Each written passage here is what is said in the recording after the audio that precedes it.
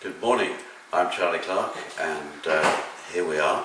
It's June 2014 and I've just come to the end of the intensive Chippendale course. I'm just going to show you the pieces of furniture that I've made this year. This is my first term piece. It's a wine cabinet in an arts and crafts style. I know a little bit about wood carving, so I've been able to do some carving on this, a bunch of grapes, which gives the clue, because here inside is the bottles and glasses, shelves for glasses. This is made in sycamore. I think if I were to be self-critical, I would say that another time I would be much more careful about my choice of wood. You can see what wonderful rays there are in this piece of sycamore on the front. If I'd been able to get that elsewhere, then I would have been well pleased with that. Am I pleased with this? I think on the whole that I am. I wonder about the size of the lid, and maybe it should have been slightly smaller, maybe a bit bigger, because actually it only just holds the bottles and glasses inside there. But on the whole, quite well pleased with that. It's finished off with an oil and wax coating, which really seems to have brought out a lot of the figure in the wood.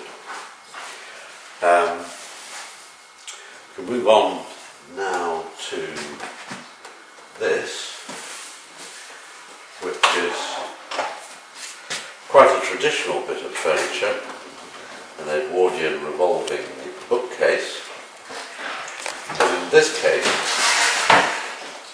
it's made in spalted beech. And what I decided to do was to try and create the figure of a tree within this.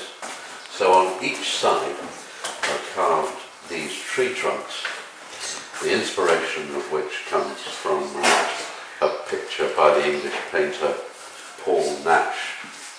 That meant that I then had to try and create the crown of the tree on top, and to what extent you can see this, but here what I've done is to create a domed top and to veneer that both inside and out.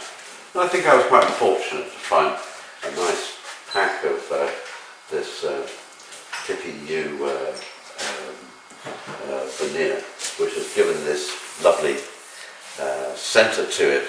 Everybody says looks like peacock feathers, and I think I sort of thought about that at the time, but it certainly has worked. I think one of the features of this, which seems to have really gone down well with customers, is the fact that it's curved. Absolutely everyone who's come to see it can't resist giving it a stroke, and I think the reason they give it a stroke is because it's rounded rather than flat. We'll talk about how that was made. It's slightly complicated, but it's worked well. Two final pieces. One is this Macintosh Ingram Street chair, made in oak, a fairly standard design, but with some complexities to it, and with a nice overstuffed seat. This is one of four, and I'm hoping that these might be quite popular and could be sold. And finally, the gilded mirror.